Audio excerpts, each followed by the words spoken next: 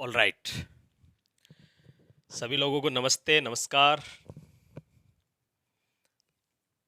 एक बार फिर मैं आपके सामने आ चुका हूँ एक नया क्वेश्चन और नया कॉन्सेप्ट लेके। तो आपका बहुत बहुत स्वागत है आपके अपने यूट्यूब चैनल एचडी सर में। तो आइए क्वेश्चन को देखते हैं और करते हैं। देखो कि हमें ये बताना है कि कौन सी संख्या का स्क्वायर रूट है वो रेशनल नंबर होगा। मतलब क्या कह रहा है कि the square root of which of the following is a rational number. मतलब कि कौन सी संख्या का जो हम वर्गमूल निकालेंगे वो परमेय संख्या हो, ये हमें बताना है। तो इस टाइप की क्वेश्चन को सोल्व करने के लिए हमें तीन बातें पता होनी चाहिए। इसमें तीन कॉन्सेप्ट काम में आते हैं, वो तीनों हम वन बाय वन समझते हैं और इस क्वेश्चन को भी साथ साथ सोल्व करते हैं। तो ये समझते हैं। तो देखो पहला क्या है, पहला पॉइंट है कि दशमलव के बाद में वो है सम अंक होने चाहिए। दशमलव के बाद क्या होना चाहिए? सम अंक होने चाहिए। तो पहला ऑप्शन क्या हुआ? आफ्टर डेसिमल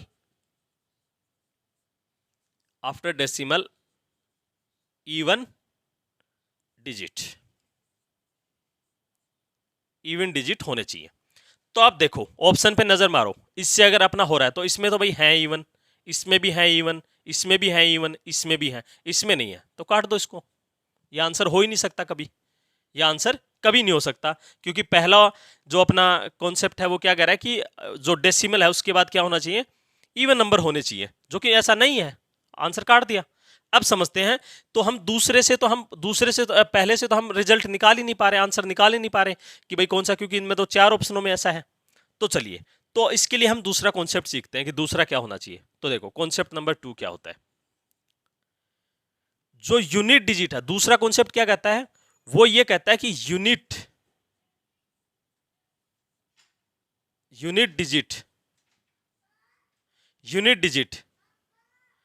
डिजिट क्या होना चाहिए?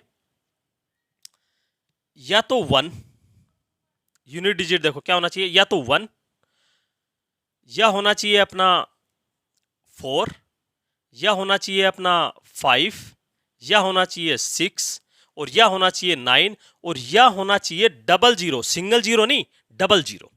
अगर ऐसे यूनिट डिजिट हैं अपने पास 1, 4, 5, 6, 9 और 00, तो उस संख्या का जो वर्गमूल होगा या उसका स्क्वायर रूट होगा वो रेशनल नंबर होगा, परमेय संख्या होगा। अब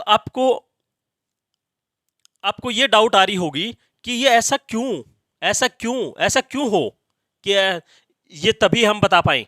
तो इसको भी मैं आपको समझाता हूं कि ऐसा क्यों होता है। देखो इसके लिए आपको बात समझनी पड़ेगी मेरी कि देखो आप 1 का स्क्वायर करो, क्या आता है? 1।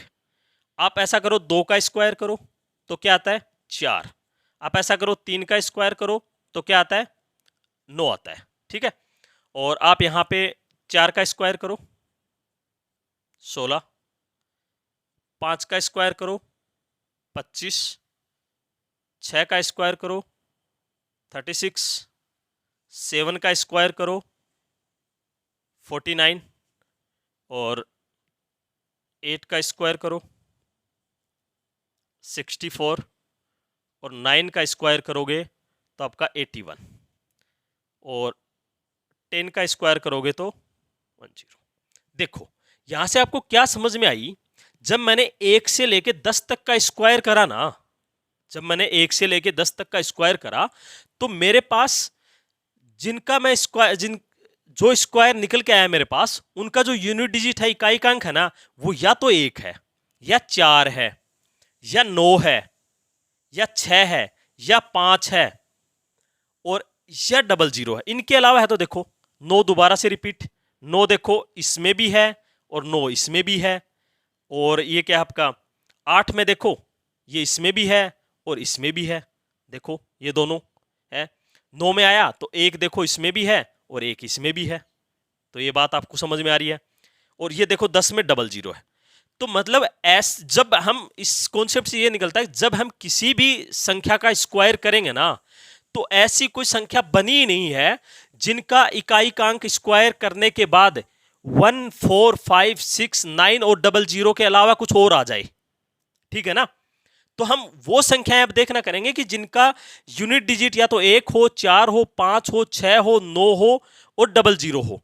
तो वो जो संख्या है ना, उसका स्क्वायर रूट हमेशा रेशनल नंबर होगा। अगर इनके अलावा कुछ हो रहा तो वो कभी भी ऐसी कोई संख्या है ही नहीं कि जिनका हम स्क्वायर करें और उसका इकाई का अंक इनके अलावा आ जाए, 1, 4, 5, 6, 9 और 00 के अलावा कुछ आ जाए, ऐसा होगा ही नहीं। ठीक है, तो ये आया कहां से? ये आया हमने 1 से 9 तक करा, तो हमेशा देखो, अब किसी का भी आप 11 का करो, 11 के लास्ट में 1 है तो आपको पता है 1 आएगा, 121। 12 का करोगे 144, 4 आएगा। मतलब कि हमेशा इनमें से ही कोई एक नंबर आएगा। तो इसलिए हमने क्या देखना, सबसे पहले हमें यह देखना है कि उसका जो इकाई का अंक है वो 1, 4, 5, 6, 9 या 00 है क्या। अगर ऐसा नहीं है तो वो आंसर नहीं होगा, और ऐसा है तो अपना आंसर हो सकता है। ठीक है भाई, तो देखो अब अप्लाई करते हैं हम इस अपने दूसरे कॉन्सेप्ट को, और हम इसमें आंसर निकालने की कोशिश करते हैं। देखो, पहले में 9 है, आंसर हो सकता है। दूसरे में भी 9 है, आंसर हो सकता है। तीसरे में 4 है, तो ये भी आंसर हो सकता है। लेकिन इसमें हमने 8 कहीं है क्या? नहीं है, तो ये आंसर नहीं होगा। हम 2 आंसर इसमें से काट पाए कि ये नहीं होगा, लेकिन अपने पास तो ऑप्शन तो 3 और बच गए, आंसर तो नहीं निकला। तो हम क्या करेंगे, इसके लिए कॉन्सेप्ट नंबर अपना 3 आता है, कॉन्सेप्ट नंबर अपना 3 काम में आएगा, उसको हम समझते हैं।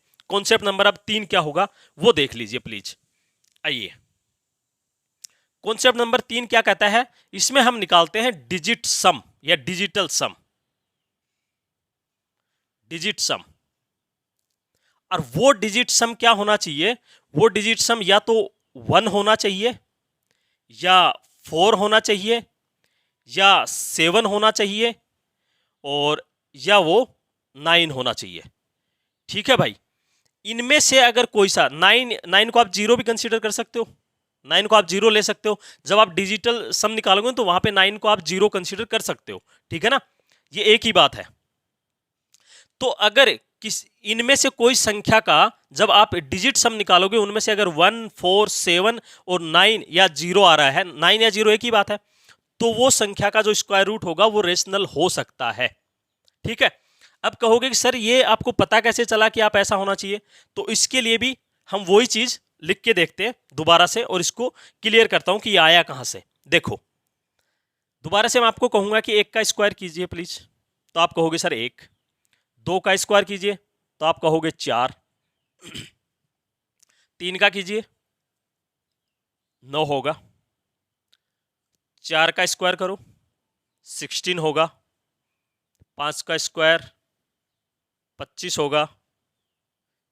6 का स्क्वायर 36 होगा, और 7 का स्क्वायर जो है वो आपका होगा 49। 8 का स्क्वायर 64, और 9 का स्क्वायर होगा वो क्या होगा आपके पास 81।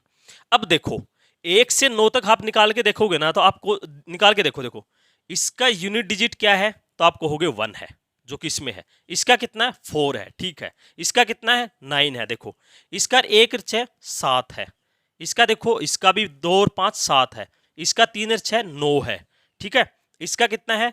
9 और 4 13, 13 इसका 13 है, और 1 और 3 4 है। इसका भी 9 को 0 मान सकते हो, मैंने बताया आपको, वैसे भी और वैसे भी जोड़ोगे। 6 और 4 0, 6 और 4 10, 10 और 1 और 0 1 है इसका। ठीक है, 8 1 9, तो 9 को 9 मान सकते हो या 0। देखो, इनके अलावा 1, 4, 7 और 9 के अलावा किसी भी संख्या का जब आपने 1 से 9 तक जब आप स्क्वायर निकाला, तो उसमें कोई ऐसी संख्या है क्या कि जिसका जो डिजिट सम है वो 1, 4, 7, 9 के अलावा आया हो? तो आप सब में देख पा रहे हो कि सिर्फ जो डिजिट सम है वो या तो 1 आ रहा है, या 4 आ रहा है, या 7 आ रहा है, या 9 आ रहा है। 9 को 0 भी मान सकते हैं। ऐसा तो कहीं नहीं हुआ कि भाई इसके अलावा कोई आया। तो ये बात यहां से समझ में आई कि मतलब कि किसी भी संख्या का आप स्क्वायर करोगे तो उसका जो डिजिट सम है वो हमेशा क्या होगा? 1, 4, 7, 9 या 0 यही आ सकता है, इसके अलावा कुछ भी नहीं आएगा। ठीक है, ये बात समझ में आई? तो बस यही कॉन्सेप्ट है, यही 3 बातें अगर आपको पता हो ना, ये 3 बातें अगर आपको पता हो तो आप इस टाइप के क्वेश्चन को बड़ी आसानी से सोल्व करके ले जाओगे। अब देखो, लगाते हैं। देखो भाई, इसका आप निकालोगे तो पहले तो इसको 0 कंसीडर कर लो, 0। अब इनको जोड़ लो, 4 और 9 ये भी 0 हो गया। ठीक है, 1 और 2 3 आया। 3 है क्या कहीं? तो आप कहोगे सर कहीं नहीं है, तो आंसर नहीं हो सकता, कट गया। ठीक है, इसको आप क्या मान लो, 0 मान लो, 5 और 4 इसको भी 0 मान लो। ठीक है, 6 और 2 8, ऐसा है क्या कहीं 8? तो आप कहोगे सर नहीं है, तो आंसर काट दो। अब आपको है ना इसको चेक करो, आपको टाइम बचाना है एग्जाम में, तो चेक करो, तो आप चेक कर लो, नहीं तो आप आंसर आपका यही होगा, क्योंकि बचा ही यही है। एग्जामिनर बेवकूफ तो होगा नहीं कि ऐसा ही ऑप्शन, ऐसा कोई ऑप्शन देगा ही नहीं कि जिसका आंसर नहीं होगा।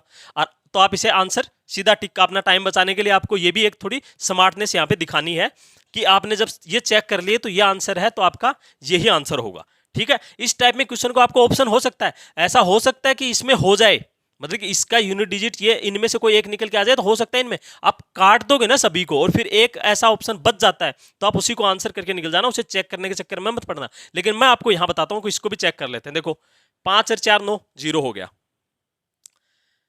2 और 4 6 और 3 9, ये भी 0 हो गया, इसको 0, तो एक बचा।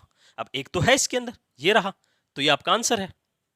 आई होप आपको ये क्वेश्चन बहुत अच्छे से आपको समझ में आ गया होगा, तीनों बातें आपको बहुत प्यार से बहुत अच्छे से समझ में आ गई होगी। तो आप चैनल को सब्सक्राइब कर देंगे और सभी जगह शेयर कर देंगे अपने दोस्तों में, अपने साथ जो भी अपने पढ़ने वाले हैं, सभी लोग जो तैयारी करें और इस टाइप के क्वेश्चनों में जिनको दिक्कत आती है, तो उनके साथ आप शेयर कर देंगे। आपका बहुत बहुत धन्यवाद।